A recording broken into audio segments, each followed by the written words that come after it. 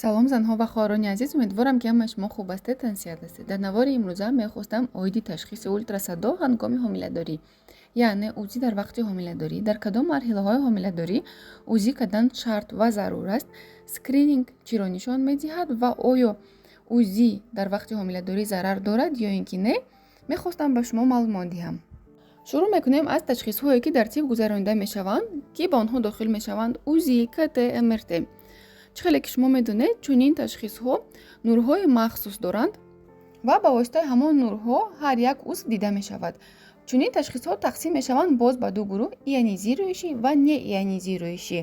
Ташхиси рентген ва КТ, яъне компютерная томография, дохил мешаванд ба нурҳои ионизирующий, яъне метавонанд ки ба организми инсон дар вақти ҳомиладорӣ зарари худро расонанд. Аз ҳамин сабаб дар вақти ҳомиладорӣ тавсия дода намешавад ки аз ташхиси рентген, КТ гузаранд. МРТ ӯзӣ бошад, онҳо дохил мешаванд ба нурҳои безарар, яъне неионизирующий, яъне онҳо ба организми инсон зарари ҷиддӣ намерасонанд. Дар кадом марҳила, дар кадом вақте ки шумо аз ташхиси ултрасадо гузаред, ба организми шумо зарари ҷиддӣ намерасад. шахсоне ҳастанд ки гумон мекунанд ки ӯзӣ ба организми инсон зарар дорад, хусусан дар вақти ҳомиладорӣ зарари ҷиддӣ мерасонад. Агар гапи чунин шахсонро гӯш кунем, бояд ки шумо телевизор тамошо накунед, радио гӯш накунед, бо телефон гап назанед, хӯрок аз микроволновка нахӯред. Чунки ҳам телевизор, радио, телефон, микроволноваи печ нурҳое доранд ки ҳамаашон бо нурҳои ташхиси ултрасадо як мебошанд. аз ҳамин рӯ гузаштани ташхиси ултрасадо ба организми шумо ягон хел зарари ҷиддӣ намерасонад. акнун шурӯъ мекунем аз марҳилаҳое ки бояд ки зан ӯзӣ кунад. вақте ки зан тест барои ҳомиладорӣ гузошт ва ҷавобаш мусбит баромад, яъне положительный баромад, бояд ақаллан 1 ҳафта баъд ё ин ки 10 рӯз баъдаш рафта ӯзӣ кунад. барои чӣ? маҳз ҳамин ӯзӣ дар кор аст. чунки ҳаст ҳолатҳое ки вақте ки зан ҳомиладор мешавад, кӯдак аз найча, яъне аз трубка ба бачадон намефарояд. ӯзӣ барои ҳамин дар кор аст ки муайян кунад ки кӯдак дар бачадон ҷойгир шудааст ё ин ки не. чӣ қадаре ки шумо барвақттар муроҷиат кунед, ҳамон қадар барои шумо нағз аст. агар ки кӯдак рафту дар найча инкишоф ёбад, агар шумо барвақт муроҷиат кунед, метавонанд ки найчаи шуморо ҷарроҳӣ накунанд. агар ки дертар муроҷиат кардед, кӯдак дар найча аллакай инкишоф ёфта бошад, дар он ҳолат танҳо ҷарроҳӣ кардан мумкин аст ва шанси ҳомиладории дуюм бора душвортар мешавад. дуюм ҳолат ин анембриония, яъне тест барои ҳомиладорӣ нишон дод ки шумо ҳомилаед, жолтае тела пайдо шуд, желточный мешок пайдо шуд.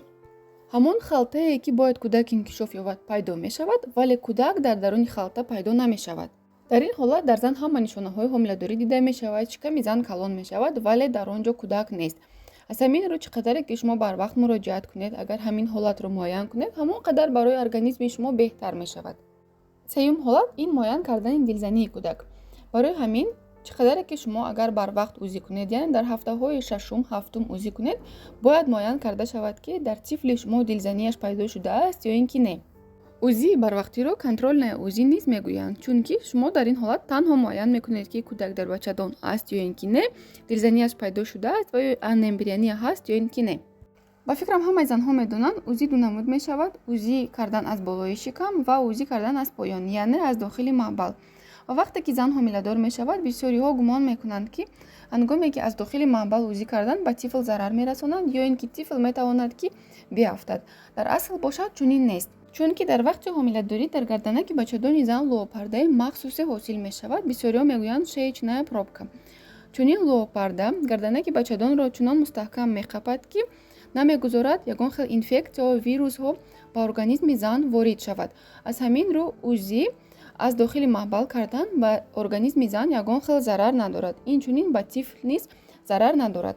бахшиши зиёд, вале занҳое ки гумон мекунанд ки ташхиси ултрасадои дохили маъбалӣ, яъне аз поён ӯзӣ кардан ба организми тифл ё ин ки зарар мерасонад, бояд алоқаи ҷинсӣ низ накунанд, чунки алоқаи ҷинсӣ низ дар дохили маъбал мегузорад, вале ягон кас фикр намекунад ки зарар дорад ё ин ки не. аз ин рӯ чӣ алоқаи ҷинсӣ, чӣ ташхиси ултрасадо ягон хел зарар ба организми тифл намерасонанд. мегузарем ба скрининг. чӣ хеле ки бисёриҳо медонанд, дар давраи ҳомиладорӣ 3 скрининг мекунанд, 3 маротиба скрининг. дар ҳафтаи 10, дар ҳафтаи 18 то 22 ва дар ҳафтаи 30.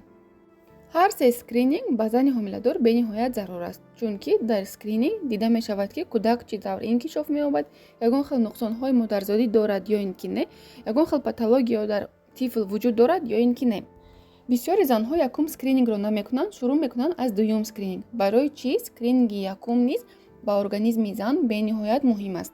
Чунки ҳаст нуқсонҳое, ки маҳз дар скрининги якум дида мешавад, яъне нуқсонҳои модарзодӣ, генетически нуқсонҳое, ки фақат дар ҳафтаи даҳум нишон медиҳад. Баъд аз вай нишон доданаш хеле душвор мебошад. Ба инҳо дохил мешаванд бемории Дауна ё ин ки нағз инкишоф наёфтани майнаи сари кӯдак. Агар зан скрининги якумро накунад ё ин ки дар ҳафтаи 13-14 кунад, аллакай ин чизро нишон намедиҳад. Барои ҳамин зарур аст, ки дар ҳафтаи даҳум албатта скрининги аввалинро гузарад. Скрининги дуюм аз ҳафтаи 18 то ҳафтаи 22 санҷида мешавад. Дар скрининги дуюм бошад чиро мебинанд? Дар скрининги дуюм ҳама гуна нуқсонҳои модарзодӣ ва генетикӣ агар ки бошанд муайян карда мешавад, агар ки набошанд инкор карда мешаванд. Инчунин инкишофи тамоми узвҳои организми кӯдак муайян карда мешавад. Шурӯъ карда аз майнаи сар, чашм, гӯш, гулу, бинӣ, забон, лабҳо, дил, гурдаҳо, ҷигар, пешобдон ҳамааш муайян карда мешавад, андозаҳояш санҷида мешавад. Ҳатто устухонҳои даст, пой, сутунмуҳра ҳамааш санҷида мешавад. Аз ҳамин рӯ скрининги дуюмам бениҳоят зарур ва муҳим мебошад. Агар ки рафту дар кӯдак нуқсонҳои дил дида шавад, яъне парок сердца дида шавад, аллакай дар скрининги дуюм муайян карда мешавад ин чиз. Дар скрининги сеюм, ки аз ҳафтаи 29 то 30-31 гузаронида мешавад, дида мешавад вазни кӯдак, гардиши хуни кӯдак, вайроншавии гардиши хун ҳаст ё ин ки нест, обҳои назди кӯдак, яъне околоплодные воды, миқдораш чӣ қадар аст, кам ё ин ки зиёд аст, ҷойгиршавии ҳамроҳак, яъне платсента, дар куҷо ҷойгир шудааст, расидани ҳамроҳак, яъне зрелост платсенты. Ҳамаи ин чизҳо дар скрининги сеюм муайян карда мешавад. аз ин рӯ, занҳои азиз, чӣ гуна ташхисе ки дар вақти ҳомиладорӣ духтур барои шумо таъин мекунад, бояд ки ҳамаи ҳамон ташхисҳоро шумо гузаред ва гуфтаи духтурро рад накунед. Чунки чӣ қадаре ки шумо агар проблемаро барвақттар муайян кунед, ҳамон қадар ҳалли он осонтар мешавад. дӯстони азиз, умедворам ки навори имрӯза ба шумо писанд омад. Чун ҳар вақта фикрҳои худро дар комментарияҳо баён созед. Саломат бошед.